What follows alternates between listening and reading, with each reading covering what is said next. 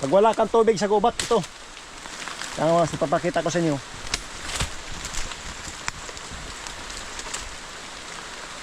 Yan. Kita mo.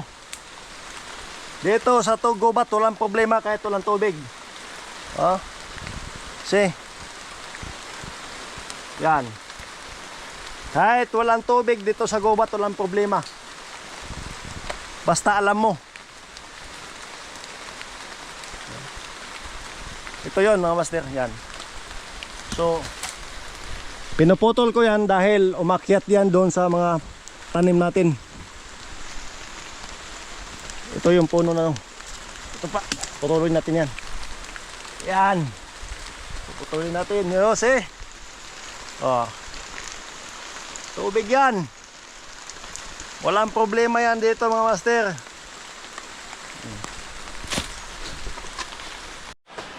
Takot ka ba mawalan ng trabaho mga master?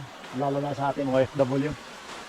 Kami yan ang isasabi sa atin na pag nagbakasyon, siguro wala ng pera. Yan. Siguro nagbakasyon, pagdating ng 3 buwan, ubos na yung pera. Sa akin mga master, hindi. Huwag natin gawin yan. Lagi naisip na ubos yung pera, ubos yung pera. Kasi hindi yan naubos pag mayroon ka dito. So dito tayo sa aking munting farm. Gubat to mga master, gubat yan. Tingnan natin yan. So baka kayo, bakit binabalatan ko yung kahoy na to? Para ito mamatay. Sabi niyo bawal mag-cutting eh, binalatan ko na lang.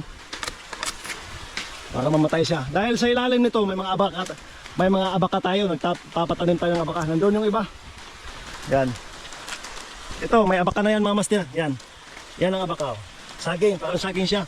Pero abaka siya mga master. So dito tayo. Karamihan sa mga FW umuwi. Matira. Inom dito. Sugal doon. Kahit ano pa. Pero sa akin, ibahin niyo ako. Nagtatanim ako mga master. Malaking lupa na nabili ko. Ito yung lupa na nabili ko mga master. Pa-comment dyan kung isa kang OFW. Kung ano ba ang napundar mo bilang OFW. Ako hindi ako natatakot kung mawala ng trabaho sa company sa Saudi. Yan. Ito yung abaka mga master. Mga 1 taon yan. Harvest na. See? Dito pa mga master. Yan. Yung kahoy na yan, isa sa mga mahal na kahoy. Mahalin na kahoy. See? Isa sa plakata. Yan yung kahoy na plakata. Napakamahal yan mga master. So papakita ko sa inyo yung abaka. Ano ba yung klase? Ano ba yung puno ng abaka mga master? So, dito tayo. Papakita ko yung puno ng abaka. Yan. Ito yung abaka mga master. Yan. See? Kahit wala akong trabaho mga master, walang problema. Yan. Ito yung puno ng abaka. Ito. Diyan nagsimula ang, diyan kukunin yung abaka fiber. Katulad yan. So napapakupras tayo. Marami tayong niyugan na habang nandun tayo sa Saudi mga master ay nakabili tayo ng niyug. Maulan mga master, maulan. Pero hindi ako nagpapahinga.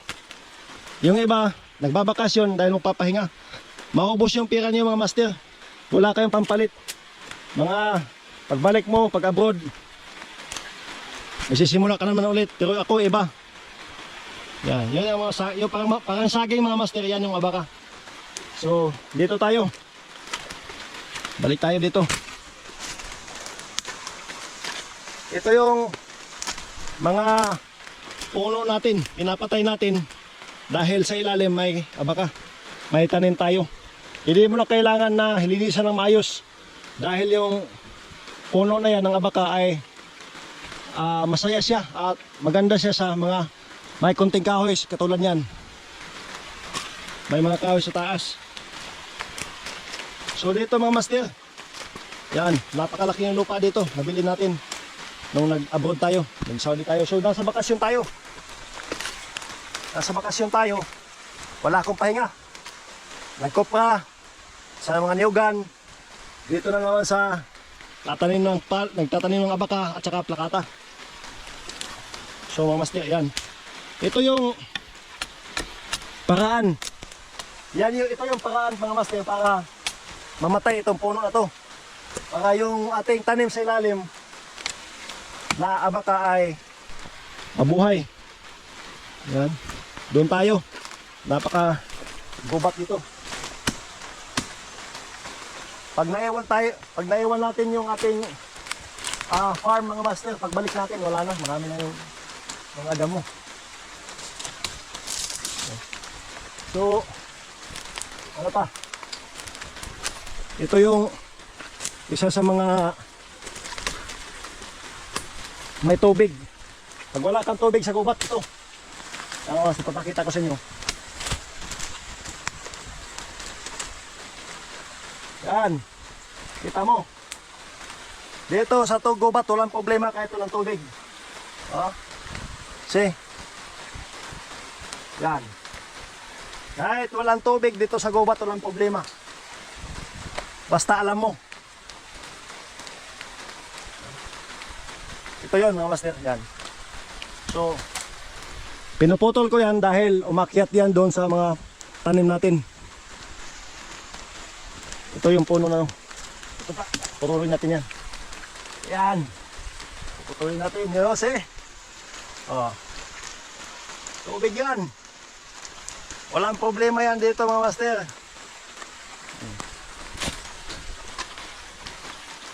No, matami. So ano pa? Dito tayo mga master. Samahan niyo ako. Kailangan natin ito.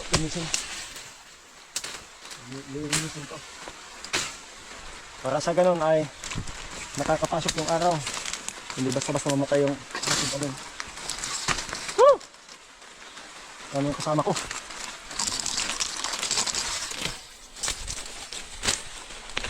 Ayan. May patuloy dito. Okay.